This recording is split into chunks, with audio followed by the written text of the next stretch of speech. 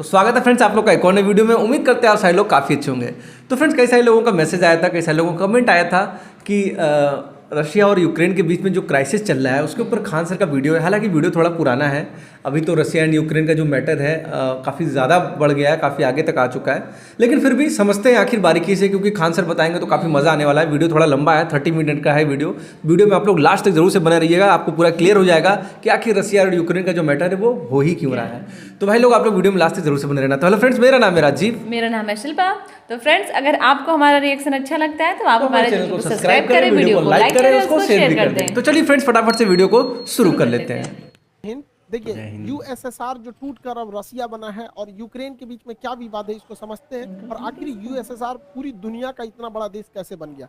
USSR का full form होता है union of Soviet socialist Republican. USSR, इसी को शॉर्टकट में हम लोग पहले सोवियत संघ कहते थे। इसकी शुरुआत होती है 1917 में रूस की क्रांति में। रूस के राजा जार कहा जाता था। रूस के राजा उस समय 1917 में जो जार थे यानी राजा थे, उनका नाम था निकोलस द्वितीय। इनके समय भयानक क्रांति हो गई रूस की, जिसे हम वाल्सेविक क्रांति भी कहते थे। और इस क्रांति का जो नायक था वो लेनिन था। लेनिन जर्मनी में एग्जाइल पे था, वापस वो आ गया यहाँ पर, इस क्रांति को बहुत आगे बढ़ावा ले गया। और इस क्रांति के फलस्वरूप रूस जो था एक संगठन बनाया जिसका नाम रखा गया सोवियत संघ। और सोवियत संघ की स्थापना यानी यूएसएसआर की स्थापना 1922 में हो गई थी। और यह सबसे बड़ा देश बना और इसमें 15 छोटे छोटे देश मिलकर एक विशाल खंड का निर्माण करते थे, जिसमें यूक्रेन भी 1922 में यूएसएसआर में शामिल हुआ था, जो अलग हुआ 1991 में अलग हुआ था। तो अब काफी हम टाइम तक ये साथ चला कितना बड़ा था। मतलब। ये अभी इसमें ये सारे देशों को अगर हम शामिल कर लेते थे तो ये एक्स्ट्रा इतनी जमीन जो थी वो यूएसएसआर के पास थी। टूटने के बाद ये 15 देश टूटने के बाद भी 70% एरिया बच गया रूस के पास। यूएसएसआर ज्यादा समय तक नहीं चल पाया था और रूस 15 देशों में टूट गया। Kazakhstan, Kyrgyzstan, Tajikistan, Turkmenistan, Uzbekistan, Georgia, Armenia, Azerbaijan, Estonia, Latvia, Lithuania, Ukraine, Moldova, Belarus और रूस। 15 देश टूट गया, 15 हो गया सबसे बड़ा रूस। तो यहीं से टूटा यूक्रेन। 15 देशों में एक यूक्रेन भी था जो इसमें से अलग हो गया था। 1991 से 2014 तक यूक्रेन में सब कुछ ठीक चल रहा था। जब 1991 में यूक्रेन अलग हुआ था और वहां से लेके 2014 तक में सब ठीक ठाक चल रहा था। 14 में क्या हुआ, यहाँ के एक राष्ट्रपति थे, उनका नाम था पेट्रो यानुकोविच। ये जो थे ये रूस के समर्थक थे।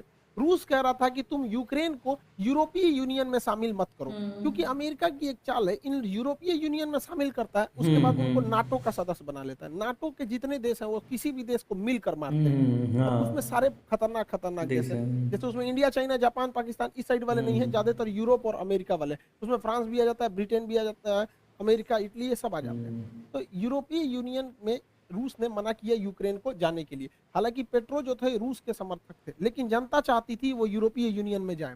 ये लास्ट मोमेंट पर पेट्रो ने अपना डिसीजन बदला, जिस वजह से यूरोपीय यूनियन में शामिल कराने वाली जनता जो थी वो यूक्रेन के राष्ट्रपति का विरोध कर दी, जिस वजह से ये 2014 में भाग के यूक्रेन में चले गए। और यहाँ एक सरकार आई जो इसे यूरोपीय यूनियन में शामिल कराने के लिए हामी भर दी, जिससे रूस नाराज होकर यूक्रेन का निचला भाग क्रीमिया अपने हमला करके ले लिया। इससे फायदा क्या हुआ रूस को कि ये एजोव सागर पर कंप्लीट कब्जा हो गया रूस का। अपनी नौसेना से कब्जा कर लिया क्रीमिया का। क्रीमिया पर कब्जा जब हुआ 2014 में तो पूरी दुनिया देखते रह गई, किसी ने कुछ भी नहीं किया रूस के खिलाफ। और इस क्रीमिया द्वीप पर कब्जा हो गया। और नीचे जो काला सागर है, क्रीमिया के नीचे जो सागर है काला सागर, यहाँ पर इजिली रूस का वर्चस्व स्थापित हो गया। उस समय भी पश्चिमी देश रूस पर प्रतिबंध लगा रहे थे और दुनिया के जो 8 शक्तिशाली अर्थव्यवस्था वाले देश हैं, जिन्हें G8 कहा जाता है, नक्शा से देखेंगे तो आराम से याद हो जाएगा। बीच में 4 देश याद रखिएगा, ब्रिटेन, फ्रांस, जर्मनी, इटली, ये याद रहेंगे। Britain, France, Germany, Italy. Europe में यही 4 फेमस देश है, ब्रिटेन, फ्रांस, जर्मनी, इटली। 2 ऐसे हो, 4 ऐसे हो गए, 2 इधर से रूस, जापान, और 2 इधर से कनाडा और अमेरिका। कनाडा, अमेरिका, रूस, जापान, और बीच में जर्मनी, यहाँ पे इटली, ब्रिटेन, फ्रांस। ये 8 देश थे G8। इसमें से 2014 में रूस को बाहर निकाल दिया सब। तो G8 जो था वो बच गया G7। तो G8 अब नहीं रहा, क्रीमिया की वजह से ही, यूक्रेन की वजह से ही ये मामला अभी आपको समझ में आ रहा होगा कि ऐसा विवाद हो रहा है। ये चलते आ रहा है 2014 से ही चलते आ रहा है। तो वो हो गया G7 हो गया, जिसमें से रूस को बाहर निकाल दिया। उसके बाद 2015 में मिन्स्क एग्रीमेंट साइन किया गया। इस एग्रीमेंट में यूक्रेन ने कहा कि भैया हम लोग अब लड़ाई झगड़ा नहीं करेंगे। यूक्रेन भी ध्यान रखेगा कि यूरोप तथा अमेरिका का प्रभाव यूरोप में बढ़ने न दे। लेकिन सब गड़बड़ कब हो गया जब यूक्रेन ने 2017 में कहा कि वो नाटो ज्वाइन करना चाहता है। नाटो का फुल फॉर्म होता है नॉर्थ अटलांटिक ट्रीटी ऑर्गेनाइजेशन। इसका स्थापना 1949 में हुआ था। वर्तमान में इसमें 30 देश आ गए हैं और ये 30 शक्तिशाली, कनाडा है, America, Britain, France, Italy, Germany, ये जितने खतरनाक देश हैं सबका ग्रुप है और ये मेनली रूस को काउंटर करने के लिए। और इस नाटो का आर्टिकल संख्या 5 कहता है कि नाटो के 30 देश किसी को मारे कोई दिक्कत नहीं है, लेकिन इन 30 में से किसी एक को अगर कोई दूसरा देश मारेगा तो 30 मिल के मारेंगे। अब बताइए, यूक्रेन अगर नाटो का सदस्य बन जाएगा तो नाटो के नियम के अनुसार जो भी नाटो का सदस्य है वहां किसी भी देश की सेना आपस में वहां जा सकती है। तो यूक्रेन जिस दिन नाटो का सदस्य बनेगा, अमेरिका की सेना यूक्रेन में भी आ सकती है। अब बताइए, कोई देश कैसे बर्दाश्त कर सकता है कि उसका पड़ोसी देश जो उसी से टूटा हुआ है और उसके सीधाने ले आके दुश्मन को बैठाए, और एक दूगो नहीं पूरा ग्रुप के दुश्मनों को बैठाए। अब अमेरिका यहाँ आएगा, अमेरिका एक को गोली चलाया और रूस भी चलाएगा तो हो गया नाटो के आर्टिकल 5 का उल्लंघन। अब पूरे 30 मिलकर मारेंगे तो अमेरिका यहाँ आके बैठ जाएगा और कमजोर स्थिति का जब फायदा उठा के उस पर हमला कर देगा और पूरा सेना का जमावड़ा लगा देगा। यही है मेन विवाद का जड़। इसमें यूक्रेन कुछ भी नहीं है, सारा विवाद फैलाया है अमेरिका और नाटो ने। ये समझने की बात भुगत रहा है यूक्रेन को भी समझना चाहिए कि बर्बाद हो रहा है यूक्रेन। फैलाइए जब तक दूसरे को तकलीफ नहीं हो। कोई भी देश अपनी राष्ट्रीय सुरक्षा को ध्यान जरूर में रखेगा, रखता सही है, बात है। ये जरूरी है। अब देखिए नाटो में इतने देश हैं, ये जितने रेड कलर के हैं सब नाटो के देश। अब आप ही बताइए, यहाँ पर रूस है, रूस के सिधाने इतने दुश्मन देश हैं। रूस अगर इनमें से किसी एक को मारेगा ना तो ये सब मिलके मारेंगे, तो रूस को तो पूरी तरह से बर्बाद करने का प्लान है नाटो वालों का। यूक्रेन को सबक सिखाने के लिए रूस ने क्या किया, एक तो 2014 में क्रीमिया को हड़प लिया। क्रीमिया पे हड़पने के कारण ये एजोव सागर पूरी तरह से रूस के कब्जा में आ गया। इसके बाद यहाँ डोनस तथा लुहांस, ये 2 शहरों को, 2 जगहों को विद्रोहियों को खड़ा किया और अपने सैनिकों को यहाँ भेज दिया। और वो सैनिक जो थे वो सादी वर्दी में थे और विद्रोह कर दिए और कहें, और रूस ने इसको मान्यता दे दिया कि ये अलग देश है और इन अलग देश है, और यहाँ अपनी पूरी तरह सेना उतार दिया। इसमें पूरी तरह रूस की सेना आ गई। यहाँ रूस की सेना पहले से थी। रूस बहुत ही सावधानी से चल रहा था। ये ऊपर का देश है बेलारूस, यहाँ रूस अपनी पूरी सेना भरे हुए है ताकि इधर से हमला करना होगा तो कर ही देगा। ये रूस है, इधर से हमला आराम से कर देगा। और यहाँ से तो रूस घुस ही चुका है, क्रीमिया में पहले से कब्जा किया था। ये नौसेना लगा के यहाँ से चल जाएगा, चौतरफा हमला कर देगा यूक्रेन के ऊपर रूस। यूक्रेन को ये समझना चाहिए, आने वाले खतरों को भांपना चाहिए। दूसरे के दम पर आप किसी ऐसे आदमी से अब खतरा नहीं मोल सकते हैं। अब ये लोग क्या कर सकते हैं, तो ये अमेरिका कह रहा है कि प्रतिबंध लगाएंगे, नाटो का धमकी दे रहा है इसको। भैया नाटो का अगर सदस्य बन जाएगा यूक्रेन तब तो बवाल हो जाएगा वहां पर। यहाँ 2 एरिया जो है उस पर रूस ने स्वतंत्र देश घोषित कर दिया, लुहांस और डोनेट्स्क। इसे डोनबास रीजन भी कहा जाता है। अब इस पे इजीली रूस क्या करेगा, यहाँ से हमला कर देगा। अब आप कहेंगे यूएनओ ने क्यों कुछ नहीं किया, तो यूएनओ को अमेरिका ने खुद एक ऐसा कठपुतली बनाया है कि अमेरिका यूएनओ का यूज करके किसी भी देश पर हमला कर सकता है। आज उसी का फायदा रूस उठा लिया। कैसे उठाया समझिए ध्यान से। यूएनओ का एक नियम है, आर्टिकल नंबर 7। आर्टिकल 7 कहता है कि कोई देश किसी दूसरे देश पर हमला नहीं कर सकता है, लेकिन अगर कोई देश से कोई छोटा सा राज्य टूटकर अलग होना चाहता है तो उसे स्वतंत्रता है, और अगर वह देश उस पर अत्याचार कर रहा है तो पड़ोसी उस पर मदद के लिए जा सकता है। नहीं समझे? अब समझिए कैसे। ये रूस ने इन 2 देशों को मान्यता दे दिया कि ये अलग देश है, अलग देश है। और आर्टिकल 7 यूएनओ का कहता है कि किसी भी देश की मदद के लिए दूसरा देश आ सकता है। तो यहाँ पर स्वतंत्र देश की मान्यता दे दिया, यहाँ किसी को प्रधानमंत्री राष्ट्रपति बैठा दिया और उसने लेटर लिख दिया किसको, रसिया को, रूस के राष्ट्रपति को कि हमें सैन्य मदद दीजिए। और इसके सैन्य मदद के आधार पर इस पे हमला कर दिया यहाँ पर, और कह रहा है ये स्पेशल मिलिट्री ऑपरेशन है। युद्ध है नहीं, ये स्पेशल मिलिट्री ऑपरेशन है। यही तो किए थे अमेरिका ने अफगानिस्तान पे, हाँ, यही तो वियतनाम किया था इराक में, यही तो अमेरिका ने माली में किया, यही अमेरिका ने सीरिया में किया, यही अमेरिका ने लीबिया में किया, यही अमेरिका मिस्र में किया था, यही अमेरिका वियतनाम में किया था, यही अमेरिका कोरिया में किया था। जब अमेरिका करेगा तो गलत नहीं है, रूस कर दिया तो गलत है। यहाँ पर आर्टिकल 17 यूएनओ में कोई भी चीज बर्बाद, यूएनओ क्या कर पाएगा? एंटोनियो गुटेरेस फिलिस्तीन पिटाता है, क्या कर लेते हैं? कुछ नहीं। कश्मीर का मुद्दा आज तक अटका हुआ है, क्या कर लिया? कुछ नहीं। तालिबानी जब अफगानिस्तान में आतंक मचा रहे थे, क्या कर कुछ भी नहीं। ये लोग कुछ खाली नहीं है। यूएनओ मतलब अमेरिका को सपोर्ट करने के लिए। अमेरिकी खुफिया एजेंसी CIA कह रही थी कि 16 फरवरी को सुबह 5 बजे रूस यूक्रेन पर हमला कर देगा। अरे बैल है ये रूस, जब तो बता के हमला करेगा, उस दिन हमला करना भी रहता तो नहीं करता पहले से पता। तो रूस ने क्या किया, उस दिन पीछे हट गया। पीछे भाई समुद्र की लहरें अगर पीछे हटती हैं तो सुनामी की पहचान होती है। गधों को लगता है कि पीछे जा रहा है वहां पे। देखिए इसमें क्या था कि चीन का रूस से काफी अच्छा संबंध है। रूस चीन के बुलावे पे गया था वहां ओलंपिक के उद्घाटन पे, और जाते ये कह दिया कि ताइवान चीन का भाग है। तो सोच सकते हैं रूस और चाइना में कितना अच्छा संबंध है। रूस से चाइना ने कहा था कि ओलंपिक हो जाने दो, विंटर ओलंपिक। तो बीजिंग विंटर ओलंपिक 20 फरवरी को खत्म हो गया, इस दिन लास्ट हो गया। और 21 फरवरी को व्लादिमीर पुतिन ने यूक्रेन में 2 स्वतंत्र देशों की घोषणा कर दी। अब समझिए ये स्वतंत्र देश की घोषणा क्यों की गई है, ताकि यूएनओ का आर्टिकल 7 का प्रयोग किया जा सके। और 23 तारीख को उन स्वतंत्र देशों ने लेटर लिख दिया पुतिन को कि हमें सेना की मदद किया जाए। और 23 तारीख को पुतिन ने क्या कर दिया, सेना से हमला कर दिया। ये युद्ध है ही नहीं, स्पेशल मिलिट्री ऑपरेशन। किसकी वजह से, यूएनओ के आर्टिकल 7 की वजह से। इस हिसाब से हम लोग भी पाकिस्तान में हमला कर सकते हैं। किस तरह से, वहां पर जो बलूचिस्तान है वहां के लोग अगर लिख के दे देते हैं कि हमारी मदद कीजिए, तो हम लोग भी मार सकते हैं। आज यूएनओ क्या कहता है, जिसकी लाठी उसकी भैंस, इसी हिसाब से यूएनओ चल रहा है यहाँ पर। अब इसके बाद हमला यहाँ पर तेज कर दिया गया, रूस ने इसके ऊपर हमला कर दिया यूक्रेन पर। हालांकि जब यूएसएसआर का हिस्सा था तो यूक्रेन का काफी विकास किया था रूस ने।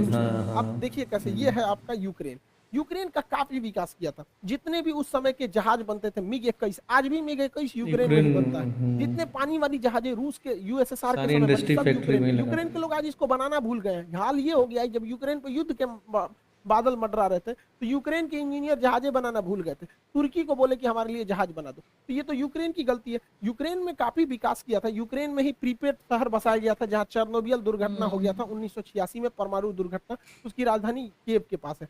तो यूक्रेन में कोई भी देश इतना ज्यादा लगाव रखेगा और वो देश दूसरे देश को कहेगा कि नाटो सेना यहाँ लगाओ, तो भड़कबे करेगा। यूक्रेन में आज भी 30% लोग रसियन भाषा बोलते हैं। पूर्वी यूक्रेन के लोग तो इजीली मान लेंगे कि वो रसिया है, और रसिया इसको छोड़ेगा भी नहीं यहाँ पर, क्योंकि कोई भी देश अपनी सुरक्षा को सर्वोपरि रखता है। यूक्रेन जो है आज भी जो सेना के हथियार बनते थे, टैंक वगैरह, वो रूस यूक्रेन में बनाता था, क्योंकि वो चाहता था कि 15 देश खुल के रखे। आज भी पाकिस्तान के टैंक जो हैं वो यूक्रेन के ही बने हुए हैं। यूक्रेन जब 1991 में यूक्रेन और 15 देश से टूटे थे यूएसएसआर से, तो यूक्रेन के पास लगभग 200 परमाणु बम थे। 1996 में एनपीटी के समझौते के तहत यूक्रेन ने अपना 200 परमाणु बम वापस दे दिया, किसको, रूस को दे दिया। अगर ये परमाणु बम नहीं दिया रहता ना, तो ये मामला कुछ और रहता। समझ गए? तो ये परमाणु बम कितने शक्तिशाली है, कोई भी परमाणु संपन्न देश पर हमला नहीं करता है। सारा मामला 2014 से गड़बड़ाया था, जब नाटो और यूरोपीय यूनियन ने एंट्री किया था। देखिए, रूस की अर्थव्यवस्था का मेन स्रोत जो है वो गैस और पेट्रोलियम। वो गैस की सप्लाई करता है। अब गैस सप्लाई पाइपलाइन से होती है, छोटे छोटे सिलेंडरों में नहीं होती है, और वो पाइपलाइन यूक्रेन के होते हुए यूरोप में जाती है। इससे अब क्या है कि देखिए, ये यूक्रेन का नक्शा, इसमें इतनी सारे पाइपलाइन जा रही हैं। अब यूक्रेन ने 2014 में नाटो के दबाव में आके कहा कि तुम अगर इधर से पाइपलाइन ले जाओगे तो हमको सालाना $33 बिलियन पैसा दो। तो रूस ने कहा ठीक है दे देंगे। तो ससुरा $33 बिलियन तुम पैसों वो लोगे और नाटो में शामिल भी हो जाओगे, यूरोपीय यूनियन में शामिल भी हो जाओगे, और रूस से संबंधों नहीं रखोगे। तो हमारे यहाँ कहावत कहा जाता है ना, पानी में उतर के मगरमच्छ से बैर कीजिएगा तो मर के आइएगा। इसी बीच मेरा चचवा पहुंच गया रूस में। अब बताइए, बेशर्मी की हद होती है कि रूस युद्ध के मुहाने पे खड़ा है और ये जाके 10,000 करोड़ रुपया कर्जा मांग रहा था कि हमारे यहाँ पाइपलाइन बिछाना है, बिछा दीजिए। रूस भगा दिया इसको। जैसे ये कहा कि हमको 10,000 करोड़ रुपया मदद चाहिए, उसी समय रूस ने यूक्रेन पे हमला कर दिया। अब बताइए, कोई गधा भी समझ जाएगा, प्रधानमंत्री जितना हमारा कोई विद्यार्थी गलती नहीं करेगा। रूस, देखिए, इसका सबसे ज्यादा जो व्यापार रिलेशन पढ़ाया जाता है कि नहीं, वो यूरोपीय यूनियन से होता है या अमेरिका से होता है, इन देशों से होता है। इसे आर्थिक मदद में IMF देती है, वर्ल्ड बैंक देती है, जापान देता है, जो सब अमेरिका के फेवर में है। फिर भी ये अमेरिका के खिलाफ केवल जा रहा है मीटिंग करने के लिए। किस लिए? क्योंकि जो बाइडेन ने जब से शपथ लिया इसको फोन नहीं किया है, तो उनको जलाने के लिए गया था। अरे गधा कहीं का, ये सास बहू का झगड़ा हो रहा है क्या? जला रहे हो, फिर पाकिस्तान से कौन जलेगा यार? अमेरिका ने इनके ऊपर पेनाल्टी ठोक दिया, $4 अरब का पेनाल्टी ठोक दिया इनके ऊपर। बहुत अच्छा हुआ, एक वो हाथ मिलाने गए थे, हो गया यहाँ पर कांड हो गया। अब दूसरा FATF में अब ये ग्रे लिस्ट से चल जाएंगे ब्लैक लिस्ट में। जिस दिन ब्लैक लिस्ट में चल जाएंगे ना, बर्बाद हो जाएंगे, यहाँ पर पूरी तरह से चौपट हो जाएंगे वहाँ पे। आज भी पाकिस्तान में 12,000 रुपये का गैस सिलेंडर पड़ रहा है। अब 12,000 रुपये में गैस सिलेंडर पड़ रहा है। जिस दिन ये FATF के ब्लैक लिस्ट में जाएंगे ना, उस दिन ये 20,000 चल जाएगा। IMF पे अमेरिका का दबाव है, वर्ल्ड बैंक पे अमेरिका का दबाव है। अमेरिका घुसिया गया है ये मीटिंग देखकर कि चोट्टा तुमको इसी बीच में जाना था। यहाँ पर कौन गधा है रे तुम्हारे यहाँ सुरक्षा सलाहकार? ओकरा कोनो बुद्धि नहीं है क्या? इतना बेवकूफी तो कोई नहीं करेगा। इसने क्या किया है? सांड को लाल कपड़ा दिखाया। मिला क्या है इसको कि रूस ने राष्ट्रपति हमारे पास आएंगे, उनको कोरोना का RT-PCR टेस्ट कराना पड़ेगा। दुनिया का सबसे महंगा टेस्ट इन्हीं का हुआ है। गए हैं, RT-PCR टेस्ट कराए हैं, हाथ मिलाए हैं, मिला कुछ नहीं है, उल्टे 4 अरब रुपया का इनके ऊपर पेनाल्टी ठोक दिया है। यानी RT-PCR का रेट इनका 4 अरब डॉलर बन गया। अरे यार, तुम्हारे देश की जनता सुन रही, तुम्हारे यहाँ कोई बढ़िया बताने बताने वाला नहीं है क्या? टीचर नहीं है इंटेलिजेंस एजेंसी भी होती है, कुछ तो हाथ देने बताना लगे, चाहिए तो बिगड़ गया है ऐसे मेरा। सिचुएशन में। अमेरिका ने भारत पर दबाव बनाया कि यूएनओ में आप हमारा सपोर्ट कीजिए, क्योंकि भारत 2 साल के लिए यूएनओ के अस्थायी सदस्य है यहाँ पर। अब इसमें भारत ने वोट ही नहीं दिया, कहा कि ना हम रूस की ओर से हैं ना यूक्रेन की ओर से। तो रूस ने कहा थैंक यू भैया, तुमने नहीं दिया, बहुत अच्छा हुआ। चाइना ने भी कहा हम भी वोट नहीं देंगे, यूएई ने कहा हम भी नहीं देंगे, अमेरिका कह रहा है ये तुम काहे लिए ऐसा बोल रहा है। अब यूएई ऐसे अरब देश ज्यादातर अमेरिका के फेवर में होते हैं, फिर भी यूएनओ में अरब देश ने इनका साथ नहीं दिया। तो ये सोचने वाली बात क्यों नहीं दिया, लोग समझ रहे हैं। इसके पीछे का मेन रीजन क्या है? देखिए, सऊदी अरब, यूएई जो है यहाँ पर स्थित है। यूएई के नीचे यमन है, यमन में हैती विद्रोही हैं सब, और इन विद्रोहियों को ईरान का साथ प्राप्त है। अगर यूएई रूस के खिलाफ जाएगा तो रूस की दोस्ती है ईरान से, वो ईरान को फोन करेगा, ईरान हैती विद्रोहियों को फोन करेगा, हैती विद्रोही यूएई को बजा देगा। यूएई इतना छोटा सा है। एक रीजन ये है। दूसरा रीजन ये है कि ईरान के पास भी पेट्रोलियम है, रूस के पास भी पेट्रोलियम है, और यूएई के पास भी पेट्रोलियम है। तो इन्हें दोस्तों को साथ में रख के पेट्रोलियम के लेवल को, मतलब प्राइस को कंट्रोल करने में भी मदद मिलेगी। अमेरिका इजराइल पर भी दबाव बना रहा है कि इजराइल यहाँ पर सीरिया में बम्बार्डमेंट कर दे ताकि रूस का ध्यान भटक जाए, लेकिन इजराइल ऐसा करने से मना कर दिया। क्यों? क्योंकि सीरिया में S-400 मिसाइल सिस्टम तैनात है, और यहाँ से अगर इजराइल को आगे बढ़ना होता है तो रूस से परमिशन लेना होता है, और अगर रूस से दुश्मनी लेगा इजराइल अमेरिका के चक्कर में आके, तो रूस इनका भी उपाय कर देगा। सीरिया के बगल में है लेबनान में हिजबुल्ला नामक आतंकवादी संगठन है, वो पूरा रशिया के सपोर्ट में रहता है। अब इजराइल की दुश्मनी है ईरान से, रूस कहेगा ईरान को कि तुम अपना सारा आतंकवादियों का हथियार सीरिया में भेजो। अब सीरिया से वो जाएगा लेबनान में, और लेबनान में उस हथियार को लेगा हिजबुल्ला, और वो मारेगा इजराइल को। तो इजराइल ने कहा कि देख भैया, रूस जो है ना सबका उपाय रखा है। इस मिडिल ईस्ट में कोई चूचाई करता है ना, तो रूस सीधे किसको करता है? ईरान को करता है, और ईरान सबको कंट्रोल करके रखता है। हालांकि यूक्रेन के जो प्रेसिडेंट है ज़ेलेंस्की, वो भी ज्यूज यानी यहूदी हैं, और इजराइल भी यहूदी है। अब ये उसका मदद नहीं कर रहा, क्योंकि भैया देश सर्वोपरि होता है, अपने देश को काहे लिए हम रिस्क में डालेंगे, और देश में यहाँ पे। अब ये यूक्रेन का बड़बोलापन था जो EU तक तो सीमित था, लेकिन नाटो में गए, अब लड़िए यहाँ पर। अब यूक्रेन को तो छोड़ेगा नहीं रूस, जो फाइनल है। अब वहाँ के लोगों को सफर करना पड़ता है, वहाँ के लोग काफी बहादुरी से लड़ रहे हैं। हम उनके लोगों की भावना इज्जत करते हैं भाई, वहाँ के बीच जो सोल्जर हैं, लोग हैं, सैनिकों को सैल्यूट करते हैं जो इतनी बहादुरी से लड़े वहाँ पर। आखिरी सांस तक उनके सैनिक लड़े। वहाँ पे जो आम नागरिक है वो भी अपने देश के लिए लड़ रहा है। ये और जो बेचारे बूढ़े हैं, बच्चे हैं, वो मेट्रो में, खतरनाक चीज है ये, मतलब सबके अंदर ये नहीं होता। लेकिन देश के नागरिकों को भी सोचना चाहिए। किसी देश को इतना टॉर्चर मत करो। रूस को अपनी सुरक्षा चिंताओं को ध्यान में रखना पड़ेगा। हमको बड़ा कड़ा शब्द में बोलना पड़ता है, लेकिन ये बात जरूर है कि अगर यूक्रेन आज आंसू नहीं बहाएगा तो कल यूक्रेन के वजह से रूस को खून के आंसू बहाने पड़ेंगे, क्योंकि नाटो धीरे धीरे पैर पसार रहा है। 15 देशों को तोड़ दिया नाटो ने, और उसके बाद उन 15 देशों में से सारे देशों को अपने में मिलाते आ रहा है। नाटो की जरूरत क्या है? आप 15-30 देश मिलकर किसी को मारेंगे यहाँ पर। तो यूक्रेन के लोगों को इसका खामियाजा भुगतना पड़ेगा। लेकिन क्या होता है कि देश, हर इंसान को अपना देश प्यारा होता है। देश तो बहुत बड़ी चीज होती है। इंसान जिस कमरे में सोता है, बेड के जिस कोने पे सोता है, इंसान को वही कोना पसंद आता है। आप भी अपने कमरे में बेड पे किसी खास कोना पे सोते होंगे, आपको वही नींद आएगा। हर इंसान की मेंटेलिटी होती है। लेकिन ये सोचना चाहिए कि हमारी देश की नीतियाँ कहाँ सही जा रही है। कई बार हमें कड़वे घोंट पीने पड़ते हैं, तो ये चीजें होती है। कई बार देश को ऐसा लगता है कि नहीं अभी हमला कर देना चाहिए, लेकिन उसको सोच समझ के करना चाहिए। हमारे ऊपर भी हमले हुए थे 26/11 जब ताज होटल पे हमला हुआ था। हम लोग भी चाहते तो पाकिस्तान पे हमला कर देते। पुलवामा हुआ था, संसद पर हमला हुआ था, कारगिल पे हुआ था। हम लोग भी चाहते तो इस्लामाबाद पे घुस जाते, लेकिन उस वजह से हमारी देश की अर्थव्यवस्था नहीं बढ़ी। अब क्या है, धीरे धीरे हमारी अर्थव्यवस्था बढ़ रही है, धीरे धीरे पाकिस्तान खुद ही बर्बाद हो जाएगा। तो ये यूक्रेन के लोगों को सोचना चाहिए कि ऐसा ना करे कि रूस जैसे देश से, इतने बड़े देश से दुश्मनी ले ले। अभी रूस का पूरा फुल प्लान क्या है? वो वायुसेना से भी हमला कर रहा है, थल सेना से भी कर रहा है, नौसेना से भी कर रहा है। वो चारों ओर से घेर चुका है यूक्रेन को, और कोई मदद के लिए नहीं आया। ये दुनिया के लिए भी एक लेसन है कि जब तक अपने पैर पे नहीं खड़े रहेंगे तब तक कोई मदद करने के लिए नहीं आएगा। कोई आएगा कैसे मदद करने के लिए आपके ऊपर? आपकी खुद की परछाई भी ना अंधेरे में आपका साथ छोड़ देती है, तो दूसरे से क्या उम्मीद कर रहे हैं? मुसीबत पड़ने पे हर इंसान सपोर्ट साथ मिला खड़ा है, ये तो जब पुरानी अंधेरे में वीडियो है, परछाई उसके नहीं बाद लोग सपोर्ट किए हैं थोड़ा व्लादिमीर मोड़ा। पुतिन का सीधा सा डिमांड है कि रूस ये यूक्रेन और नाटो लिखित दे कि वो कभी भी यूक्रेन को नाटो में शामिल नहीं करेंगे। रूस का दूसरा डिमांड है कि जो एस्टोनिया, लातविया, लिथुआनिया जो एकदम इसकी राजधानी के पास नाटो सेना आके बैठी हुई है, इन्हें वापस विड्रॉल करे।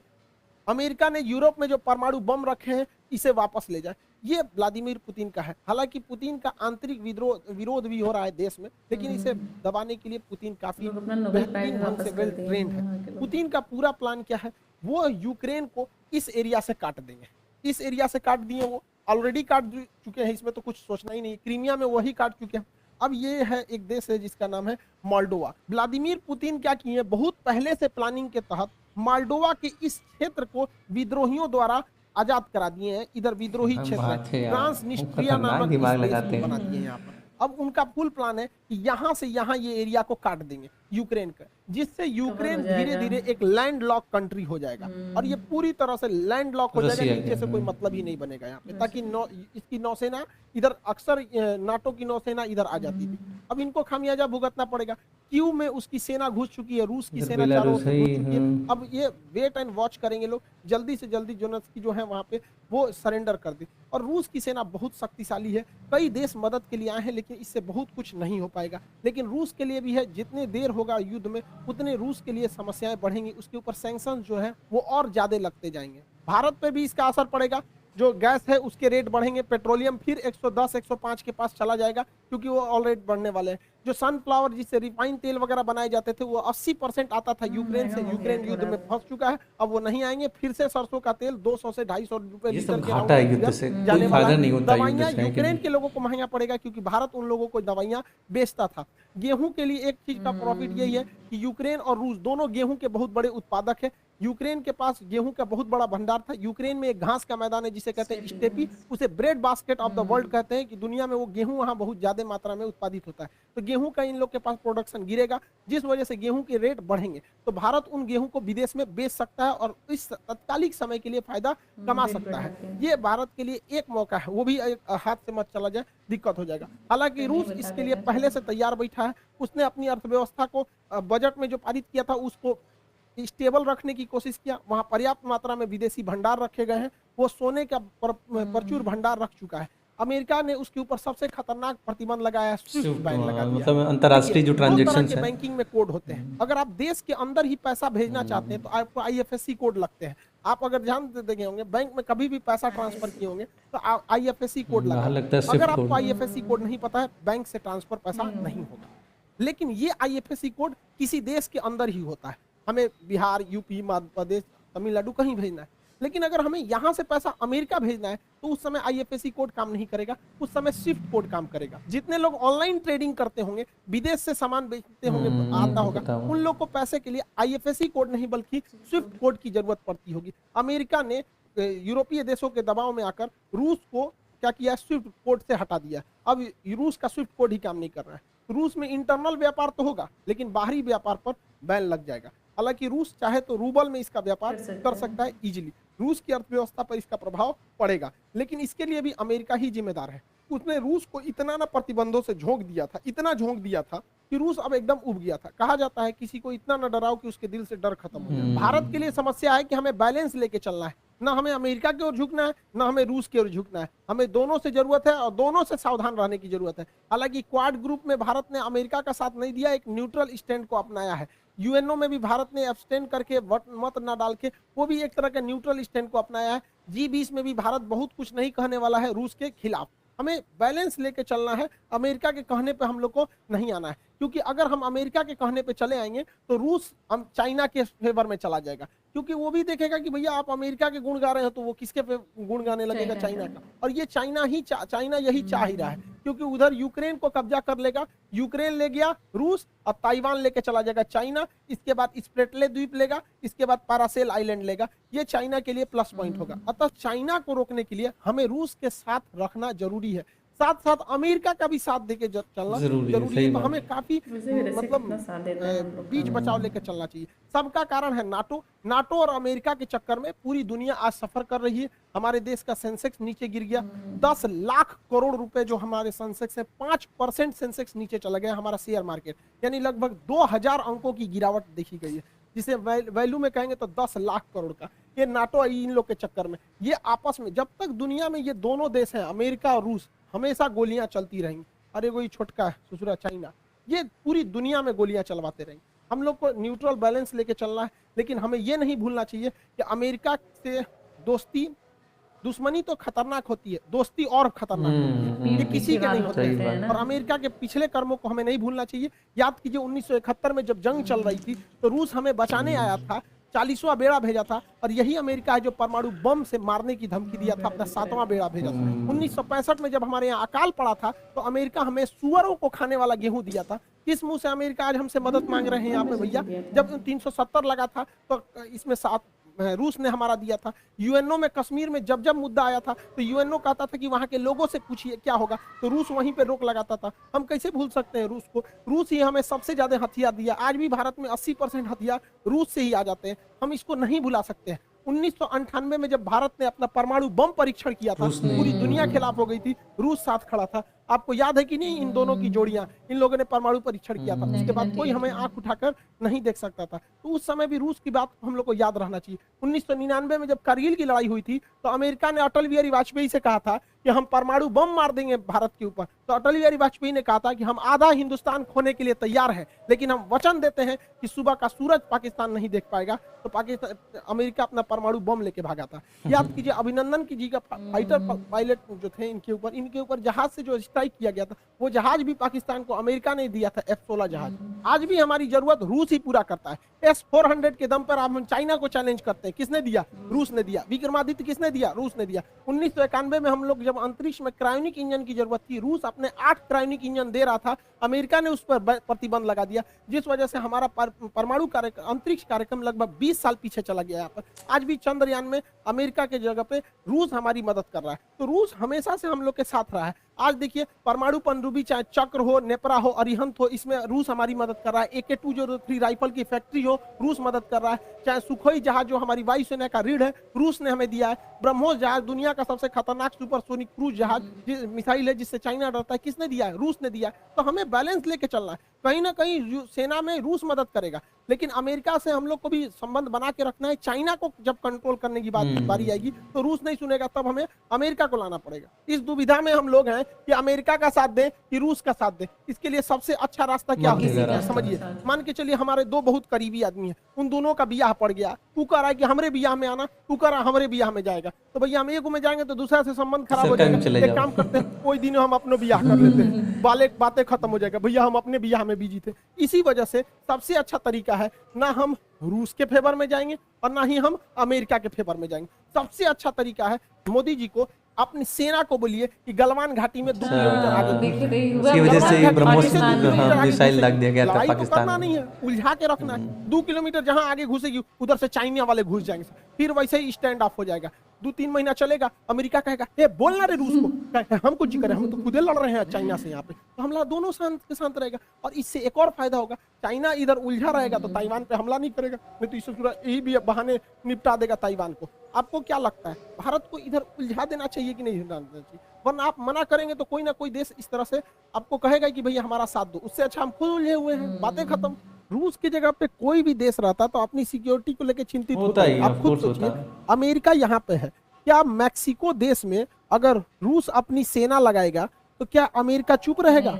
नहीं चुप रहेगा ना। कोई भी देश देखेगा कि आप यहाँ सेना लगा क्यों रहे। तो आप ही बताइए, अमेरिका अपनी नाटो सेना अगर यूक्रेन में लाएगा तो रूस के बॉर्डर से सटा देगा, तो रूस कैसे चुप रह सकता है? अपने देश पर बीतता है तो सबको खराब लगता है। आप ही बताइए, भारत है यहाँ पे, भारत के नीचे यहाँ श्रीलंका है। अगर पाकिस्तान अपनी फौज श्रीलंका में लगा देगा और श्रीलंका उसको परमिशन देगा तो भारत धोएगा कि नहीं धोएगा उसको? हम लोग को कैसे खराब लगता है? जैसे चाइना अपना स्ट्रिंग ऑफ पल्स लाता है यहाँ पे। तो हर देश को अपना सुरक्षा चिंता को ध्यान में रखना पड़ता है। और इसमें सिंपल सा बात है, यूक्रेन को कोई उससे उसका देश नहीं मांग रहा है। रूस का केवल यही करना है कि यूक्रेन डिसाइड एक लिखित दे दे कि वो कभी भी नाटो सेना में शामिल नहीं होगा। और फिर तुमको हर तरह से सपोर्ट करने के लिए रशिया खुद ही तैयार है। अमेरिका को फायदा है, वो दुश्मनी निकालेगा रूस से। क्या जाता है यहाँ पे, पूरा देश बच जाता, उसके लोग मरने से बच जाते, क्या काम आया नाटो। तो यहाँ यूक्रेन को सोचना चाहिए कि बहुत ज्यादा जिद पालने से कोई खास फायदा नहीं होता है। और हमेशा एक चीज याद रखना चाहिए, यूक्रेन हो, हम हो या आप हो, हम अपना पड़ोसी नहीं बदल सकते, दोस्त बदल सकते हैं। इसलिए दोस्त से संबंध बने बिगड़े, लेकिन पड़ोसियों से हमेशा संबंध अच्छा रखना चाहिए, क्योंकि हमेशा काम पड़ोसी आते हैं। यूक्रेन का पड़ोसी रूस है और ये ना अमेरिका दोस्त है। तो हमेशा एक चीज को ध्यान रखना चाहिए, किला सुरक्षित करने के लिए पड़ोसी का सुरक्षित होना जरूरी है। यूक्रेन को हठधर्मिता छोड़नी चाहिए। आप यूरोपीय यूनियन में शामिल हो जाए, नाटो जैसे सैन्य संगठन में नहीं शामिल होना चाहिए। क्या ये फिनलैंड बेवकूफ था, स्वीडन बेवकूफ है जो इन लोगों ने नाटो की सदस्यता नहीं लिया। यूक्रेन, रूस ने धमकी दिया फिनलैंड ले लेगा तो तोड़ो छोड़ देंगे। क्या कर लेंगे लोग ये रूस का। दूसरा ओके, तो वीडियो काफ़ी अच्छी थी यार। खान सर पूरे डिटेल में बताए रशिया एंड यूक्रेन का जो क्राइसिस है वो आखिर हो ही क्यों रहा है। तो यार देखो, जो भी मैटर है, लेकिन खान सर की बात से इतना तो लगा कि रूस के ये जो एक सिक्योरिटी वाला जो मसला है उसको कहीं ना कहीं दिक्कत हो रही थी भाई, जिसकी वजह से ये क्राइसिस हो रहा है। और फिर हम, मेरे कहने का ये मतलब है कि रशिया आपसे, मतलब रशिया से ही आप अलग होके बने हुए हो, तो आपको क्या ज़रूरत है अमेरिका के नाटो में शामिल होने की। रशिया आपको वैसे भी सिक्योर रखेगा अगर आप उसके साथ दोस्ती करते हो, रखते हो। तो ऐसा कोई चीज़ थोड़ी है, वो आपको खुद ही बहुत अच्छे से सिक्योर करके रख सकता है, इतनी कैपेसिटी है रशिया की। मेन है ना, ये अमेरिका झांसा दिया होगा, वो तो चाहता ही है, रशिया के पीछे पड़ा रहता है। कुछ बोला होगा यूक्रेन को और वहाँ के जेलेंस्की जी हो गए साइड, इतना कुछ हो गया। तो भाई वीडियो में बहुत ज़्यादा कुछ बताने लायक नहीं है, क्योंकि वीडियो में ऑलरेडी खान सर ने काफ़ी कुछ बता दिया है। एंड अगर हम लोग पर्सनली अगर देखा जाए तो भाई यही कहेंगे कि देखो यार, ठीक है कंट्री है, और कंट्री मान लो कि बहुत लोग ये सोचेंगे कि यार रशिया ने क्रीमिया ले लिया है तो हो सकता है रशिया धीरे धीरे पूरे यूक्रेन को ले लेता है, इसलिए यूक्रेन नाटो से मिल रहा है ताकि मजबूत बन सके, ये वो तो अलग चीज़ है। लेकिन मेरे कहने का ये मतलब कि आप, हाँ, कि आप रशिया से ही दूर हुए हो तो रशिया आपका कुछ नहीं, अगर उसको करना ही होता तो बहुत पहले कर लिया होता। लेकिन अगर वो नहीं किया तो भाई इसलिए नहीं किया क्योंकि उसको कहीं ना कहीं अपने जो देश है उससे उसको सिक्योरिटी का खतरा है, कि अमेरिका से उसको खतरा है कि भाई अमेरिका की सोल्जर जो है वो परमाणु हथियार, वो सारी चीज़ें यूक्रेन में ला के रखेगा, जिसकी वजह से उनको जो जब भी युद्ध होगा तो वहाँ से डिप्लॉय करने में काफ़ी ईजी हो जाएगा। और मैंने पहले भी तो उसको तोड़ चुका है 1991 के टाइम में, 15 देशों में तोड़ा, तो अभी तो अब उसको लगेगा ही, उससे सिक्योर तो रखना ही पड़ेगा। वही चीज़ है। तो कहीं ना कहीं देखा जाए तो रशिया का जो पक्ष है वो ज़्यादा मजबूत है कि रशिया जो कर रहा है वो सही कर रहा है, अगर इस पॉइंट ऑफ व्यू से देखा जाए तो भाई बाय द वे वीडियो काफ़ी अच्छी थी यार, काफ़ी इन्फॉर्मेटिव थी, काफ़ी कुछ क्लियर हुआ वीडियो देख के। तो फ्रेंड्स, आप लोग का इस वीडियो के बारे में क्या कहना है आप लोग बताएं। हालांकि ये वीडियो थोड़ा पुराना था तो करंट न्यूज़ क्या चल रहा है ये सारी चीज़ें भी बता सकते हैं आप लोग। हम लोग को और भी वीडियो सजेस्ट कर सकते हैं जिस पे हम लोग रिएक्शन लेके आए। तो फ्रेंड्स, इस वीडियो में आप लोग का क्या कहना है आप लोग हम लोग कमेंट करके बताएं। एंड हम लोग मिलते हैं इसी तरीके से फिर किसी नए वीडियो में, तब तक के लिए जय हिंद, जय भारत।